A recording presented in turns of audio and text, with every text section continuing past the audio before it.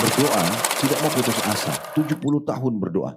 Dari umur 30 tahun sampai 100 tahun baru Allah kabulkan. Dan Allah memang sebutkan ya kalau Nabi Zakaria ini menjadi pelajaran bagi siapapun di antara umat manusia. Jangan putus asa untuk berdoa dan terus tunjukkan kebutuhan kita selama Allah belum kasih dan selama belum ada penghalangnya. Majelis Bijak, meneduhkan hati, mencerahkan jiwa. Sebab-sebab terkabul dan tertolaknya doa berdasarkan Al-Quran dan juga As-Sunnah. Yang ditulis tentunya oleh Dr. Said bin Ali bin Wahab Al-Qahtani. Dan kita masih di pasal keempat. Masih adab-adab berdoa, tempat-tempat dan waktu-waktu dikabulkannya doa. Dan ada pembahasan pertama yaitu masalah adab-adab doa. Jadi kita masih di adab-adab doa. Adab-adab doa ini kurang lebih jumlahnya ada 21 yang ditulis oleh penulis. Dan kita sudah menyelesaikan sampai adab ke-13 pada kesempatan yang lalu. Nanti tentunya Bapak Ibu sekalian bisa kembali membaca lagi ke-13 poin itu. Secara garis besar adalah yang pertama harus memulai dan mengakhiri doa dengan puji-pujian kepada Allah, alhamdulillah, kemudian wassalatu wassalamu ala rasulillah. Yang kedua, berdoa di semua keadaan, baik di kala senang ataupun susah. Yang ketiga, tidak berdoa meminta keburukan, baik buat diri sendiri, buat harta, dan juga keluarga. Yang keempat, merendahkan suara ketika berdoa, tidak teriak-teriak dan menjaga adab ini. Kemudian yang kelima, ini semua yang sudah kita bahas tentunya, merendahkan dan menghinakan diri di hadapan Allah Subhanahu wa taala ketika berdoa, menunjukkan kebutuhan kita. Yang keenam, memelas dan merengek kepada Allah. Yang ketujuh, bertawasul kepada Allah dengan tawasul-tawasul yang disyariatkan. Kalau masih ingat, tawasul adalah menjadikan sebuah amal soleh perantara antara kita dengan Allah Subhanahu wa taala. Dan tawasul yang disyariatkan ada 3, tawasul berdoa dengan menggunakan nama-nama dan sifat Allah. Kemudian tawasul yang kedua itu tawasul kepada Allah dengan amal saleh yang pernah dilakukan. Serta yang ketiga, tawasul kepada Allah melalui orang-orang saleh yang masih hidup untuk mendoakan. Kemudian adab ke-8, mengakui dosa dan mensyukuri nikmat saat berdoa. Kemudian yang ke-9, tidak memaksakan diri menggunakan kata-kata yang bersajak dalam berdoa. Yang ke-10, mengulangi doa 3 kali, bahkan lebih. Yang ke-11, bila memungkinkan menghadap kiblat. Kemudian yang ke-12, mengangkat tangan ketika berdoa. Ke-13, ini yang terakhir kita bahas yang lalu, berwudu sebelum berdoa bila memungkinkan. Tapi ini bukan satu keharusan gitu ya. Baik, sekarang kita akan masuk adab ke-14, masalah menangis ketika berdoa karena takut kepada Allah. Menangis ini tentunya bukan berarti kita paksakan diri untuk menangis. Tetapi bila dia datang secara alami, di saat misalnya kita punya hajat yang sangat mendesak kepada Allah, kemudian hati kita tergerak untuk menangis, tiba-tiba kita tersentuh dengan hajat itu, ingin sekali agar Allah kabulkan misalnya, maka itu alami, itu boleh. Ya. Mungkin kalau kita rasionalkan seperti kalau seseorang di antara kita, misal sangat butuh sesuatu dari orang lain, dari manusia, seperti misalnya butuh pinjaman uang karena anak lagi sakit misalnya, lalu kita datang dan menyampaikan kepada pemilik uang itu dengan penuh penuh keprihatinan, penuh harapan, sampai kita menangis. Nah sebenarnya kan itu menangisnya karena harapan, kita berharap agar apa yang kita inginkan diterima, diberikan oleh orang tersebut. Nah tanpa menyamakan makhluk dengan Allah, Allah harus lebih dimuliakan ya, dengan cara kita menangis ya, tetapi menangis sekali lagi bukan dipaksakan. Walaupun bisa kita memohon kepada Allah agar Allah mudahkan agar kita bisa menangis. Menangis itu bisa karena merenungi hajat kita yang kita inginkan, atau dosa-dosa yang pernah kita lakukan, khawatir Allah hukum, atau kita berharap masuk ke dalam surga, ya, karena Allah Subhanahu Wa Taala menjanjikan bagi orang-orang yang beriman. Nah semua ini bisa menjadi penyebab. Tapi tidak masuk dalam masalah ini kalau orang menangis, dia sedang mengucapkan doa kepada Allah, tapi fikirannya lagi kemana-mana. Misalnya dia lagi dia lagi berdoa tentang minta keselamatan di akhirat, tapi dia sedang memikirkan kerugian bisnisnya, kemudian dia menangis, atau masalah dalam rumah tangganya, tapi sebenarnya doa yang sedang diucapkan bukan minta agar Allah terlibat dalam memperbaikinya. Ini nggak masuk di dalamnya, ya, tidak masuk di dalamnya. Sama juga dengan kalau orang menangis berdusta, itu tidak masuk dalamnya. Dia sengaja di depan orang supaya riya, dikatakan dia khusyuk dalam doa dan seterusnya. Tapi kalau dia alami saja nggak masalah. Ya. Dan tidak perlu kita khawatir bila kita beribadah di hadapan orang, dan itu harus kita lakukan, nanti akan riya. Tidak perlu khawatir. Karena ada memang ibadah-ibadah yang harus di depan orang. Contoh orang tawaf, orang sa'i. Sekarang jemaah haji ini ada hari ini hadir di Tarwiyah di Mina. Mereka rame-rame. Ya, kemudian besok ke Arafah, malamnya di Muzdalifah. Nanti ada tawaf, ada sa'i, ada jumroh. Ini akan ketemu sama banyak orang. Yang penting kita pada saat itu bukan dibuat, alami. Tapi kalau orang sengaja buat, selalu update statusnya tentang masalah ibadah yang dia kerjakan, tawafnya, sa'inya, berdoanya. Nah ini kemungkinan besar terbuka pintu riya yang bisa menghabiskan dan menghancurkan pahala dia. Karena kata Nabi SAW, al-yasiru minar riya syirk. Sedikit saja riya sudah syirik. Seperti juga kita berkurban, misalnya kita membawa hewan kurban kita ke masjid, misalnya kita serahkan. Orang akan ada yang tahu. Nah selama itu alami, bukan sesuatu yang kita paksakan, sengaja kita expose. Ya, untuk menunjukkan kalau saya berkurban sapi sebesar ini loh, atau misalnya sejumlah sekian banyak, sekian ekor, nah itu baru riya. Tetapi kalau tidak seperti itu, sifatnya alami, maka tidak masalah. Cukup banyak tentunya ibadah-ibadah dalam masalah ini ya. Kita bisa menjenguk orang sakit dilihat oleh banyak orang, misalnya kita harus sedekah dengan orang miskin di pinggir jalan yang lagi minta. Kita nggak mungkin mengatakan, oh saya nggak usah bantu dia, nanti kalau saya bantu ini riya. Nah, itu tidak ada hubungannya dengan riya, karena riya itu tergantung kita mengarahkan niat kita ke sana atau tidak. Dan riya ini akan selalu dibisikkan oleh syaitan karena dia senjata pamungkasnya. Ya. Sedikit saja kita riya sudah cukup menghancurkan seluruh amal tersebut. Ya. Jadi harus kita hati-hati. Jadi sekali lagi menangis ini kalau alami tidak masalah. Dan itu bagian daripada hal yang dianjurkan. Dan boleh kita berdoa kepada Allah Subhanahu Wa Taala agar Allah lunakkan hati kita dan Allah membuat kita menangis. Atau juga pernah terjadi waktu tawanan Badr, ada kurang lebih 60 orang Quraisy tawanan Badr. Itu waktu ditawan oleh kaum muslimin, Nabi Muhammad SAW sempat bermusyawarah dengan para sahabat. Kira-kira diapakan nih tawanan Badr ini? Ini perang pertama dalam Islam dan kemenangan pertama yang besar bagi kaum muslimin di tahun 2 Hijriah. Maka ada sahabat seperti Abu Bakar mengatakan, ya Rasulullah mereka kerabat kita juga. Udahlah kita maafin aja. Gitu kan. Mungkin dengan itu mereka bisa lunak hatinya masuk Islam. Ada yang mengatakan, ya Rasulullah kita minta bayaran, tebusan karena mereka tawanan perang. Dan itu dibolehkan. Ada memberikan banyak ide-ide. Waktu tiba giliran kepada Umar bin Khattab, Umar mengatakan, ya Rasulullah kalau saran saya, maka datangkan orang terdekat dari tawanan-tawanan itu dari keluarga saya menebas lehernya. Saya harus membunuhnya. Karena ini tawanan perang pertama dan mereka memang keluar dari Mekah untuk berperang. Ini bukan orang kafir biasa, bukan tetangga, bukan kerabat yang baik-baik. Mereka keluar membawa senjata memang untuk memerangi kita. Kalau bukan kita menang, mereka akan membantai kita. Maka kata Umar, ini harus dihukum mati. Jadi pelajaran buat mereka. Rupanya Nabi SAW kurang setuju dengan pendapat ini. Karena dianggap tegas sekali Umar. Sudah berlalulah Nabi SAW akhirnya mengambil keputusan untuk memaafkan dan menerima tebusan. Keesokan harinya, waktu Umar bin Khattab datang ke masjid menemui Nabi SAW, beliau menemukan Nabi SAW dan Abu Bakar sedang menangis. Maka ini jadi saksi bahasan kita, tentunya kita bahas masalah menangis.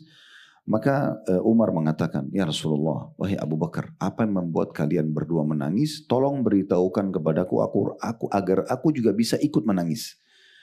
Di sini Umar bukan riya, dia ingin juga partisipasi. Ini apa nih kira-kira ceritanya? Kenapa kok nangis? Saya juga ingin tahu nih, supaya saya juga bisa ikut. Karena tidak mungkin Nabi dan Abu Bakar nangis kecuali ada hubungannya dengan hukum Allah Subhanahu Wa Taala. Maka Nabi SAW pun mengatakan telah turun firman Allah Subhanahu Wa Taala yang kalau bukan kena rahmatnya mungkin kita semua sudah dihukum kecuali Umar. Maka kata Umar, ya Rasulullah apa yang terjadi? Sambil Umar nangis, kok bisa? Kalaupun turun siksa Allah semua kena kecuali Umar gitu. Karena kata Nabi SAW, Allah telah menyetujui pendapatmu. Harusnya memang tawanan perang pertama begini dihukum mati karena memang mereka keluar untuk membunuh kaum muslimin. Sehingga yang lainnya kapok, nggak akan mengulanginya gitu. Tapi karena sudah terlanjur Nabi Muhammad SAW ambil keputusan pemaafan dan juga ditebus dengan bayaran, maka sudah ditentukan itu sebagai keputusan oleh Allah juga. Tetapi Allah Subhanahu Wa Taala menyebutkan dalam Al-Quran ya bahwasanya gambarannya itu Allah lebih setuju dengan pendapat Umar gitu ya. Seperti itu. Tapi pembahasan kita adalah bagaimana Umar mengatakan, ya Rasulullah, ya Abu Bakar, apa yang membuat kalian berdua menangis? Tolong sampaikan kepada saya supaya saya bisa ikut. Karena ini tangisannya dalam masalah ibadah. Dan tentu di sini tangisan-tangisan juga ada tangisan yang sifatnya ibadah bisa dapat pahala, ada tangisan tidak ada sama sekali pahalanya. Tangisan ibadah seperti orang tangis tadi. Orang nangis karena berharap dosanya dimaafkan, dia menangis berharap misalnya supaya dia masuk dalam surga atau hajat-hajatnya dikabulkan oleh Allah, itu dapat pahala. Tapi kalau cuma menangis karena dia putus cinta, dia menangis karena gagal usaha, gagal investasi, ini nggak ada, ini urusan omong kosong semua, ini urusan dunia, nggak ada hubungannya sama pahala di situ. Ya. Nah seperti itu kurang lebih gambarannya. Baik, di adab ke-14 ini sudah kita jelaskan panjang lebar tadi mukaddimahnya. Penulis mengatakan menangis ketika berdoa. Jadi dikerucutkan sekarang tangisannya bukan umum tapi pada saat berdoa. Dan di sini disebutkan karena takut kepada Allah. Takutnya di sini maksudnya takut doanya tidak diterima, ya. Jadi doa yang dihajatkan disampaikan tidak diterima. Takut misalnya Allah Subhanahu Wa Taala ya tidak memberikan apa yang diinginkan, dan takut juga jangan sampai malah doa itu menjadi masalah buat dia karena dia riya misalnya. Kan riya itu bukan hanya sekedar menghancurkan amal, tapi dosa besar. Nanti akhirnya ibadah itu bisa menjadi masalah buat dia. Karena kan ibadah yang kita kerjakan Bapak Ibu sekalian bisa dicatat sebagai pahala, bisa menjadi dosa buat kita. Bapak Ibu sholat nih, kalau ikhlas karena Allah, maka jadi pahala. Tapi kalau riya karena manusia, selain batal ibadah sholat itu, juga kita akan dapat hukuman. Karena riya itu dosa besar. Ya, riya itu adalah bagian daripada dosa besar. Makanya di sini karena takut kepada Allah Subhanahu Wa Taala. Riwayat yang diangkat oleh beliau adalah dari Ibnu Umar, Abdullah bin Umar radhiyallahu anhu, bahwa Nabi SAW membaca firman Allah Subhanahu Wa Taala mengenai Ibrahim alaihissalam dalam surah Ibrahim ayat 36, Rabbi innahunna adlalna katsiran minan nas faman tabi'ani fa innahu minni. Ya Allah, sesungguhnya berhala-berhala itu telah menyesatkan kebanyakan dari manusia. Maka barang siapa yang mengikutiku, maka sesungguhnya orang itu termasuk golonganku. Juga dalam surah mengenai Nabi Isa alaihissalam. Di sini kita lihat dulu dalil ini diangkat oleh penulis karena Nabi Ibrahim alaihissalam di saat menyampaikan doa ini kepada Allah, beliau sedang menangis. Ya, beliau sedang menangis. Ini kalau kita lihat surah Ibrahim ayat 36. Jadi salah satu permasalahan besar di kaumnya Nabi Ibrahim alaihissalam, mereka menyembah berhala. Mereka menyembah berhala. Ada satu raja zalim namanya Namrud di masa itu, dia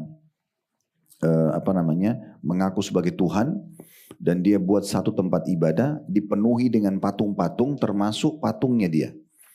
Dan dia menamakan ini patung ini patung itu. Dia memberikan nama-nama gitu ya. Seperti ini patung untuk turunin hujan, ini patung untuk memberikan keturunan, ini patung dan ini. Dan masyarakat Babilonia di Irak waktu itu memang mengikuti instruksi dan perintah Namrud, raja sekaligus mengaku sebagai Tuhan di masa itu. Dan hampir satu negeri Babilonia semuanya tunduk dan menyembah patung-patung tersebut. Maka Nabi Ibrahim alaihissalam berdoa kepada Allah Subhanahu Wa Taala sambil menangis agar umatnya diberikan petunjuk. Karena itu memang lokasi dakwanya beliau. Maka di antara potongan doa yang beliau baca adalah Rabbi innahunna adlalna katsiran minan nas. Ya Allah, sungguhnya berhala-berhala ini betul-betul telah menyesatkan kebanyakan dari manusia. Karena patung itu mereka yang pahat, mereka yang bentuk ukir matanya, bentuknya segala macam, mewarnain. Mereka yang letakkan di tempat yang mereka mau sembah, misalnya di ujung pojok rumah atau di depan, kemudian mereka juga kalau rusak memperbaikinya. Lalu bagaimana bisa dipanggil sebagai Tuhan? Maka ini banyak sekali menyesatkan manusia. Kemudian dikatakan, barang siapa yang mengikutiku, Maksudnya kalau ada orang yang aku dakwahi nanti terima dakwah ini agar mereka mentauhidkan engkau ya Allah, kembali kepada engkau saja mengesahkan engkau, maka sungguhnya orang itu termasuk golonganku. Dan ini Ibrahim alaihissalam menyampaikan dengan ketulusan hati beliau dan beliau memohon kepada Allah Subhanahu wa taala. Kemudian juga firman Allah SWT mengenai Nabi Isa alaihissalam di mana Nabi Isa dalam surah Al-Maidah ayat 118 berdoa dan mengatakan hal ini kepada Allah Subhanahu wa taala pada hari kiamat dengan sangat berharap, yaitu in tu'adzibhum fa innahum ibaduk wa in takfir lahum fa innaka antal azizul hakim. Jika engkau menyiksa mereka, maksudnya ayat ini tidak berdiri sendiri Bapak Ibu sekalian, ayat ini ada hubungannya dengan kejadian ayat-ayat sebelumnya dalam surah Al-Maidah. Nanti Allah akan datangkan Nabi Isa dan ibunya Maryam alaihimussalatu wassalam, kemudian Allah berfirman kepada keduanya, hai Isa, apakah engkau menyeru manusia agar mereka menyembah engkau dan ibumu sebagai Tuhan selain Allah? Maka Nabi Isa pun kesimpulannya sebenarnya dari ayat itu mengatakan, sungguhnya aku bertanggung jawab selama aku masih hidup di tengah-tengah mereka. Pada saat engkau mewafatkan aku tidak tahu lagi keadaan mereka. Dan lalu masuklah perkataan ini, jika engkau menyiksa mereka karena perbuatan itu, maka sungguhnya mereka adalah hamba-hambamu, itu hakmu. Dan jika engkau mengampuni mereka, maka sungguhnya engkau yang maha perkasa lagi maha bijaksana.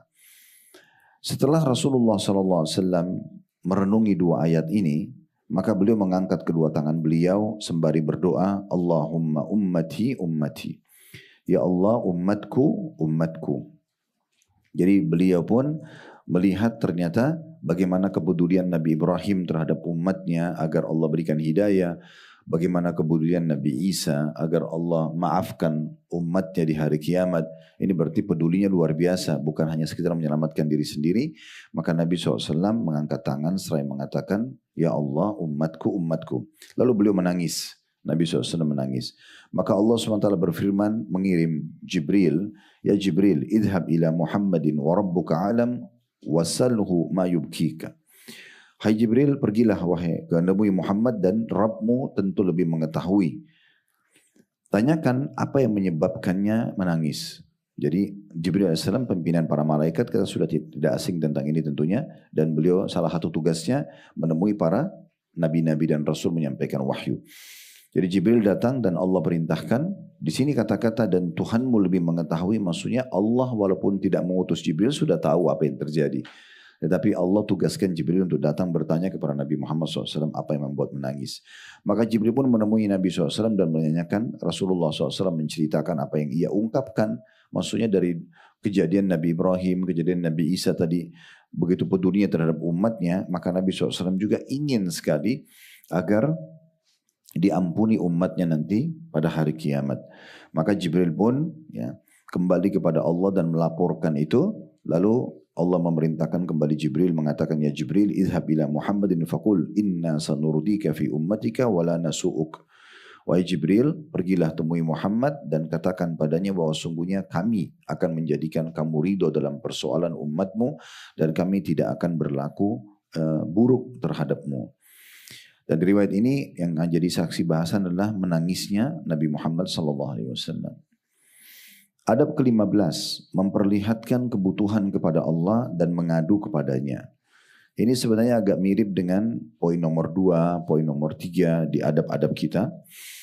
Namun di sini lebih kepada khusus lagi, kalau kita mempunyai hajat-hajat khusus kepada Allah Subhanahu Wa Taala, maka boleh kita sebutkan.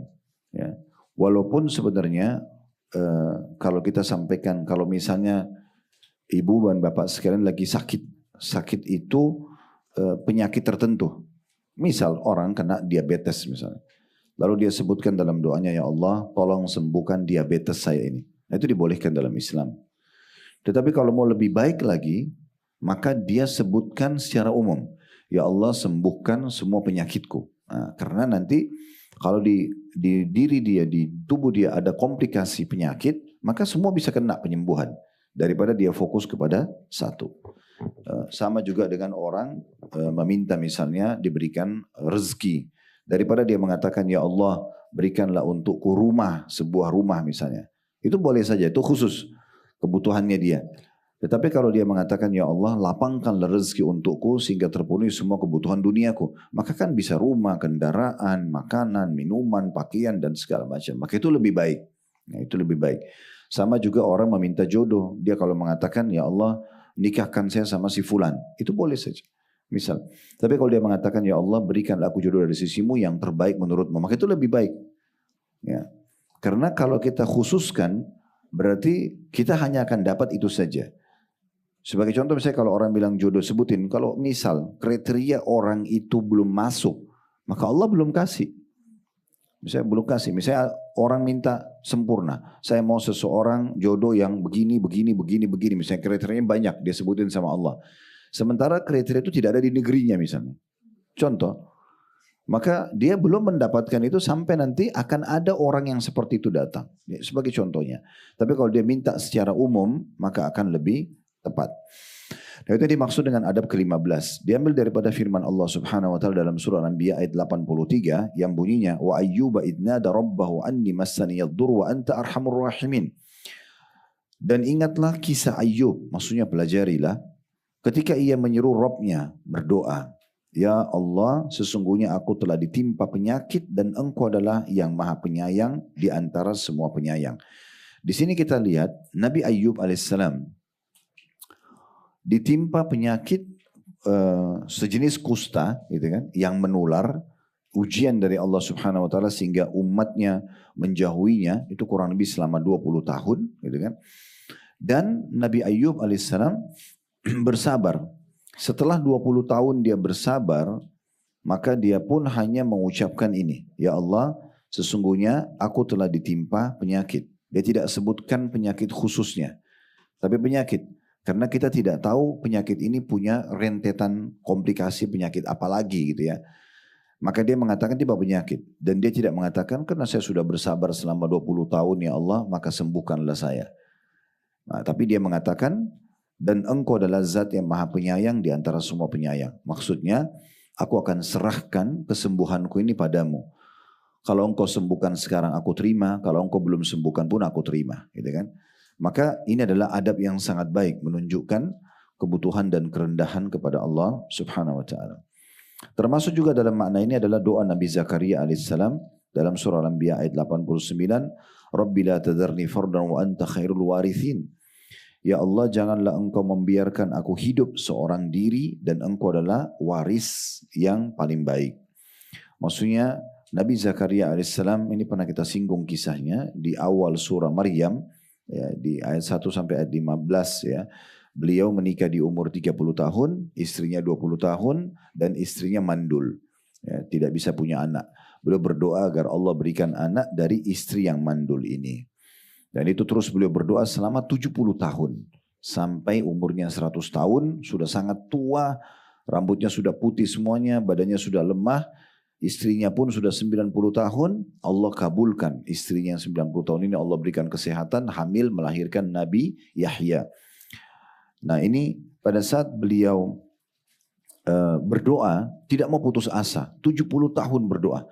Dari umur 30 tahun sampai 100 tahun, baru Allah kabulkan. Dan Allah memang sebutkan, ya, kalau Nabi Zakaria ini menjadi pelajaran bagi siapapun di antara umat manusia. Jangan putus asa untuk berdoa dan terus tunjukkan kebutuhan kita selama Allah belum kasih dan selama belum ada penghalangnya.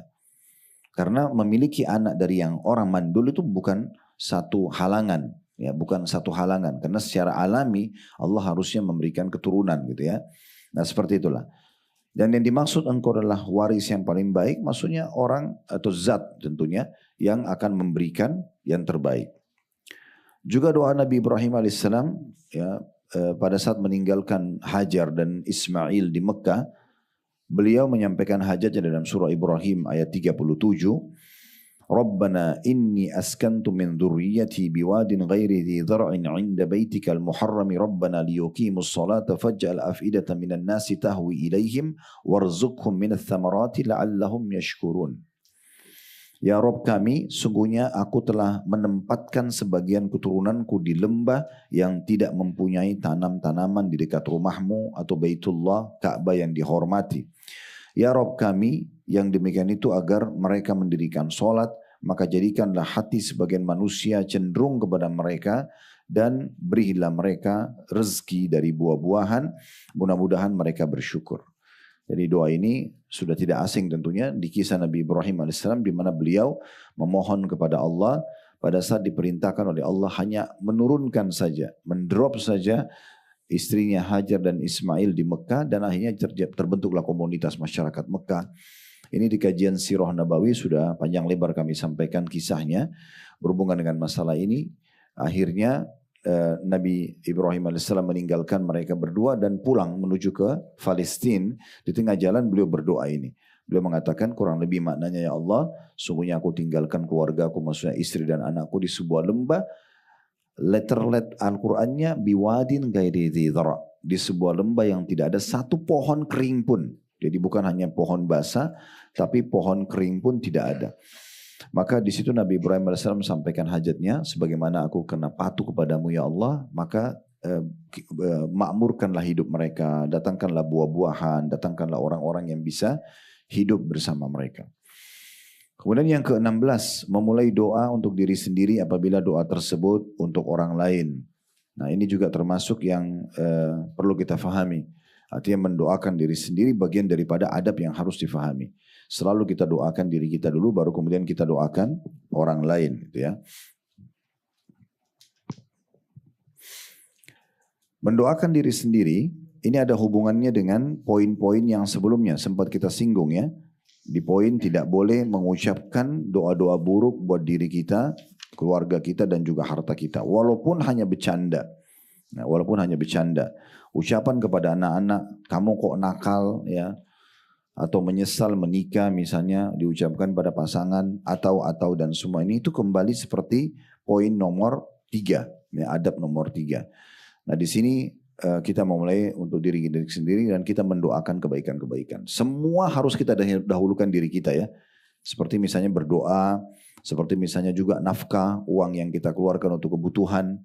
Karena pernah ada kasus seorang sahabat membawa uang dan dia mengatakan, ya Rasulullah saya punya dirham, saya punya harta nih. Siapa yang saya dahulukan dalam memberikan nafkah? Kata Nabi SAW, dirimu dulu. Boleh kita untuk makan, untuk pakaian, kebutuhan. Bukan keinginan ya. Ini pernah kita jelaskan masalah perbedaan kebutuhan dan keinginan. Kalau keinginan tidak akan pernah ada akhirnya. Tapi kebutuhan, Bapak Ibu butuh sesuatu, butuh makanan, butuh minuman, butuh pakaian dalam Islam boleh halalan thayyibah, yang dibolehkan dan yang berkualitas. Silakan pakai mobil yang terbaik, pakaian yang terbaik, ya pilih makanan yang terbaik, segala macam yang terbaik boleh. Tapi kebutuhan, selama kebutuhan tidak akan ada hisabnya hari kiamat.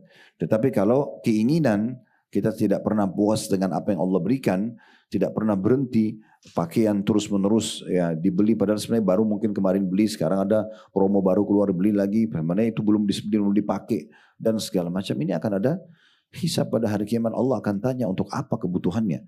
Makanya dalam sebuah hadis yang sahih kata Nabi SAW, tidak akan beranjak kaki seorang hamba pada hari kiamat sampai ditanya 4 perkara, di antaranya hartanya, dari mana dia dapatkan, di mana dia keluarkan.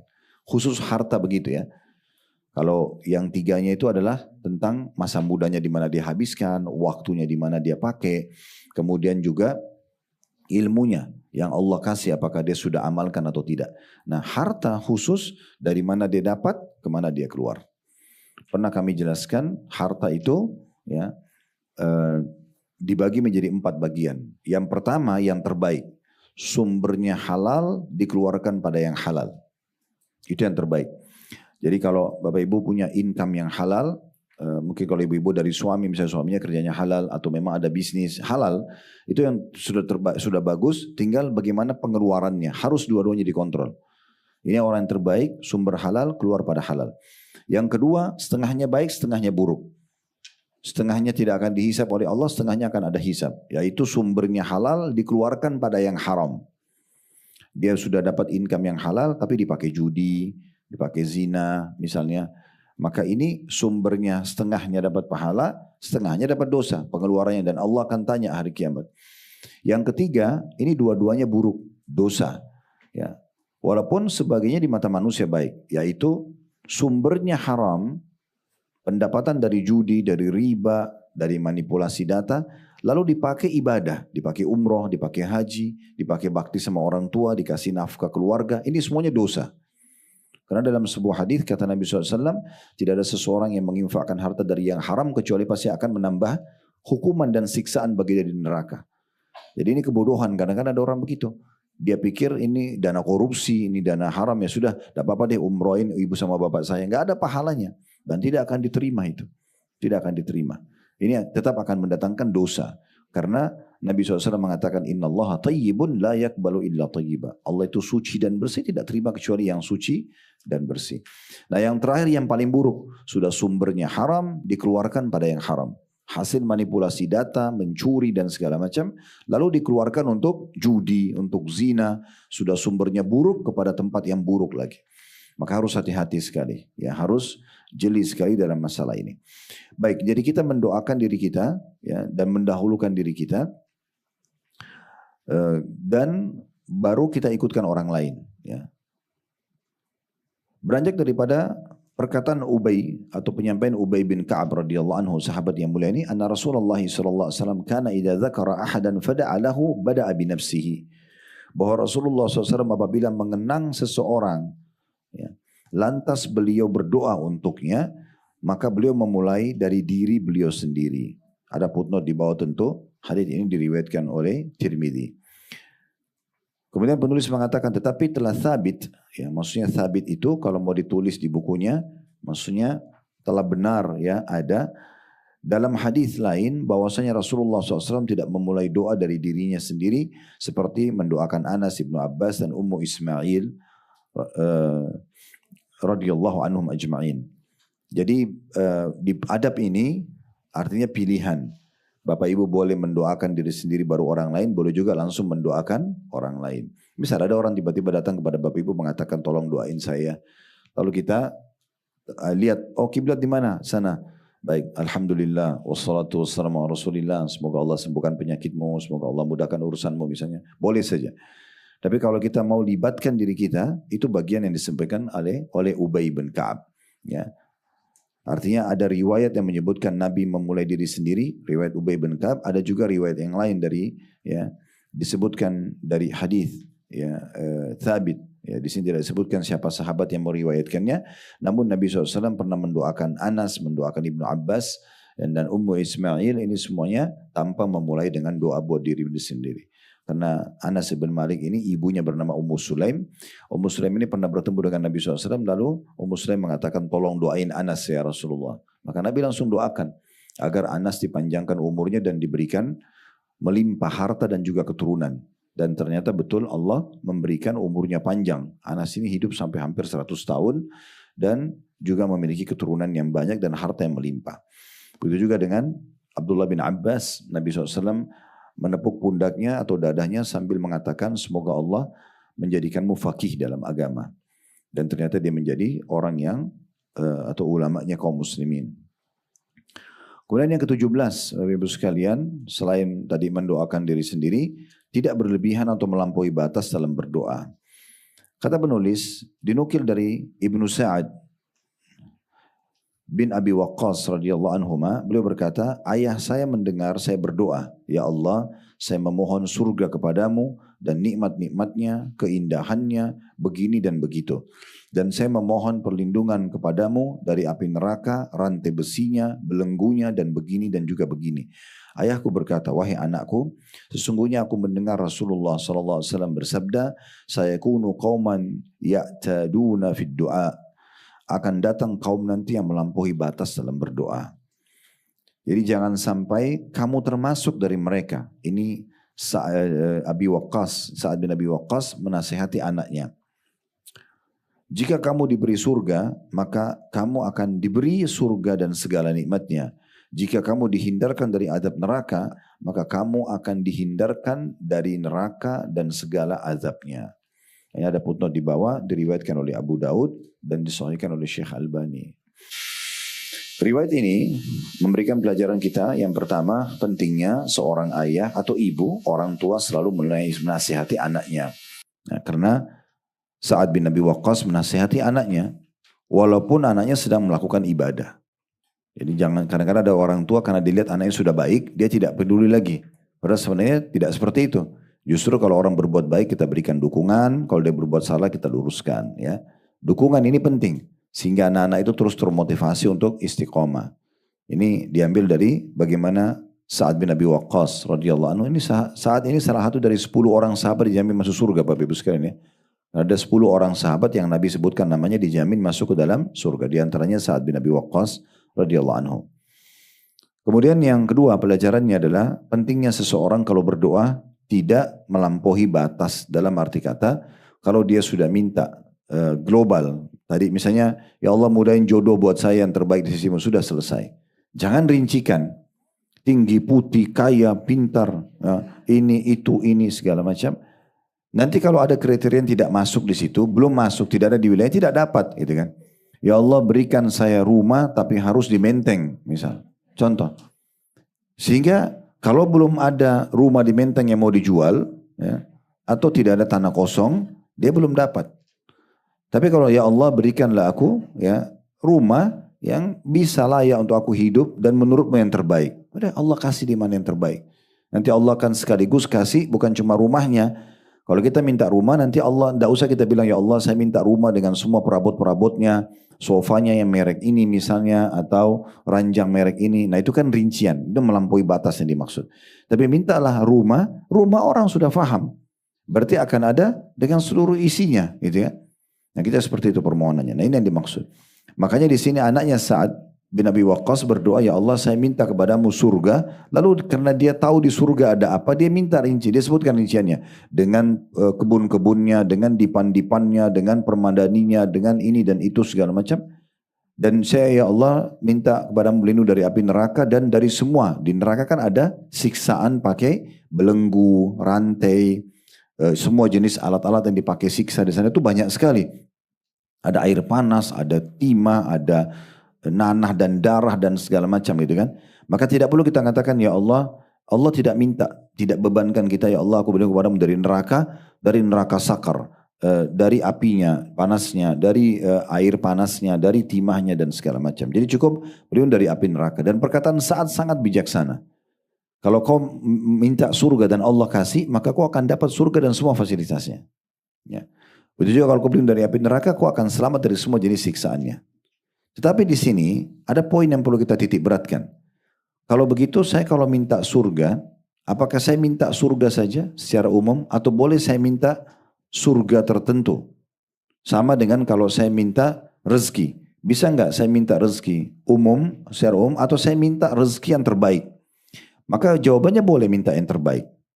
Ya Allah berikan aku jodoh yang terbaik. Ya Allah berikan aku rezeki yang terbaik. Ya Allah berikan aku misalnya kesehatan yang terbaik. Dan itu boleh. Karena Nabi SAW sendiri mengatakan kalau kalian minta surga, mintalah surga Firdaus. Karena dia adalah tempat yang tertinggi di sana. Kita tidak masuk dalam surga dengan amal kita.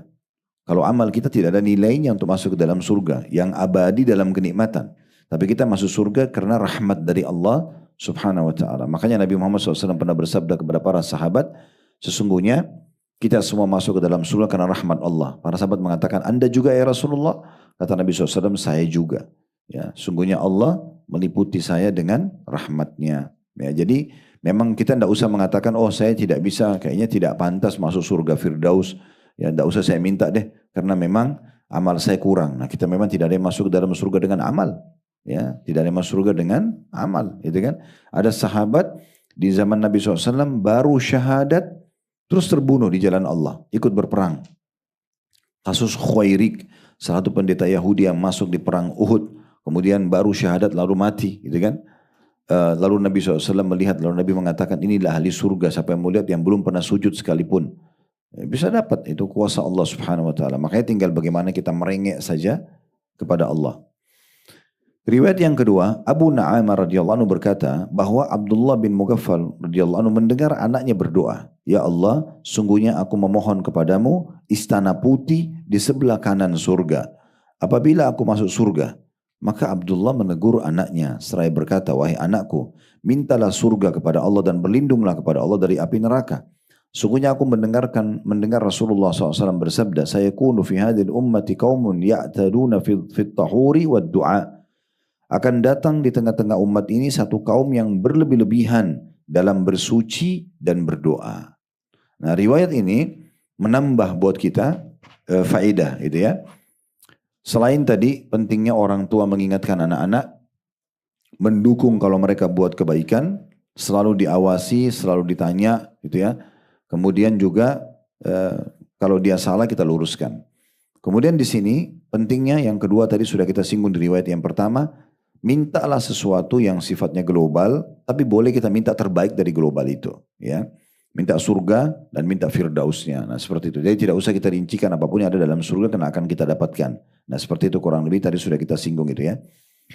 Kemudian di sini ada tambahan yang ketiga, faedahnya adalah adanya ancaman dan akan terjadi di umat ini. Karena ini penyampaian dari Nabi SAW, akan datang orang nanti dari umat ini begitu dalam berdoa. Seperti tadi anaknya Abdullah bin Mughaffal mengatakan, ya Allah aku minta dari sisimu istana putih di sebelah kanan surga. Ini tidak ada manfaatnya sebenarnya ini. Untuk apa minta istana putih yang di sebelah kanan surga? Ini bisa saja mungkin yang terbaik adalah mungkin di bagian atasnya surga. Kenapa harus sebelah kanan misalnya? Ya. Kenapa harus minta seperti ini? Maka ditegur oleh ayahnya. Walaupun niatnya baik. Ya, walaupun niatnya baik. Itu contohnya. Kemudian pelajaran yang terakhir yang bisa kita ambil, bahwasanya ada juga orang yang berlebihan dalam bersuci. Nah seperti apa? Terlalu mubazir air. Nah ini termasuk. Ini dilarangan, tidak boleh ya. Dalam berwudu misalnya. Dalam mandi. Ya. Kalau kita lagi berwudu, kerannya nggak usah terlalu kencang, putar ya. Pelan-pelan saja. Dan kalau ada transisi dari satu anggota wudu, anggota tubuh kita ke yang lainnya, ditutup dulu kerannya. Mandi juga begitu. Jangan sampai lagi pakai sampo, pakai sabun, keran air dijalanin terus sehingga mubazir.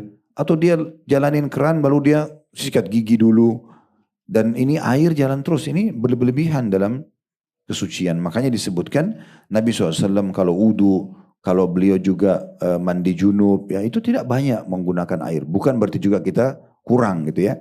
Tapi jangan sampai mubazir. Saya lihat, kalau saya nggak tahu ibu-ibu, tapi kalau bapak-bapak itu biasanya kalau lagi di masjid atau di musola, itu kalau mau wudu, dia jalanin keran sambil ngobrol sama temannya. Ini kerannya jalan terus, dia belum memulai wudu. Atau dia buka terlalu keras kerannya sehingga airnya muncrat kemana-mana, jadi basah semua. Untuk apa? Sementara sedikit aja air sudah cukup. Ya. Oleh karena itu ini hati-hati dalam bersuci. Ada juga orang bisa was-was, terlalu banyak was-was. Ya. Maaf, mungkin dia buang air kecil, kemudian dia was-was. Tadi kena enggak? Nah, kemudian dia siram lagi. Disiram, padahal sudah cukup 1 kali. 2 kali sudah cukup. Ya, kita tidak perlu diikuti dengan was-was. Dalam Islam tidak didukung sama sekali sifat was-was. Ya, ini harus dihilangkan. Dan kita hilangkan dengan keyakinan. Ya, hukum yang nampak itu yang dijadikan sebagai sebuah patokan. Misal maaf, kita kencing, kita kan tidak pernah tahu percikannya semua. Ada yang setetes atau sedikit yang kena atau tidak. Tapi kalau tidak tahu maka hukumnya hukum nampak. Tidak dihakimi oleh Allah SWT. Kecuali kita tahu jelas itu kena percikannya. Oke, itu berlaku hukum padanya. Ya. Seperti juga kalau kita jalan. Misalnya Bapak Ibu keluar dari masjid. Maaf, sendalnya hilang misalnya. Contoh. Pulang ke rumah, jalan kaki, tidak pakai sendal. Injak tanah. Apakah batal wudunya? Tidak. Enggak batal. Karena tanah asalnya suci. Tanah itu asalnya suci. Kecuali dia injak jelas najis. Nah jelas membatalkan wudu baru dia katakan batal. Kalau tidak ada urusannya sama sekali. Jadi nggak boleh kita buka pintu was-was. Ada di antara kerabat kami begitu. Kalau masuk kamar mandi sampai lama banget. Dia karena terlalu was-was. Terlalu banyak was-wasnya. Kecuali memang dia ada hajat. Maaf buang air besar itu beda. Tapi kalau dia hanya kena ragu. Khawatir. Ada yang wudu sampai lama. Ya. Sampai ada sebuah riwayat disebutkan ada nama setan itu wilhan. Dia khusus untuk menggoda orang wudu buat was-was. Ini kayaknya tadi belum kena, basahin lagi. Terulang-ulang begitu. Nah akhirnya jadi pola. Karena dia sudah jadikan itu sebagai sebuah pola. Jadi jangan ini. Ya. Ini termasuk yang dimaksud berlebih-lebihan dalam bersuci. Oleh karena itu kita harus perhatikan baik-baik. Pakai secukupnya. Ya. Pakai secukupnya sehingga tidak terlalu mubazir. Ini masuk dalam semua hal ya. Bersuci kan itu luas sekali ya. Bisa mandi, bisa berwudu, bisa cebok, bisa sikat gigi. Odolnya tidak usah terlalu banyak-banyak ya. Segala macam berlebihan ini masuk dalam segala hal. Dalam bersuci ini. Itu kalau kita mau bahas lebar lagi kepada pakaian dan segala macam ini tidak boleh juga terlalu berlebihan. Secukupnya. Selama kebutuhan boleh pakai yang berkualitas. Allahu a'lam. Baik, ini mungkin yang kita bahas dulu pada kesempatan ini. Kedepannya kita akan lanjutkan. Saya akan buka pertanyaan dulu. Nanti kita akan lanjutkan di poin nomor 18 masalah taubat dan mengembalikan hak orang lain yang diambil secara zalim. Majelis Bijak, meneduhkan hati, mencerahkan jiwa.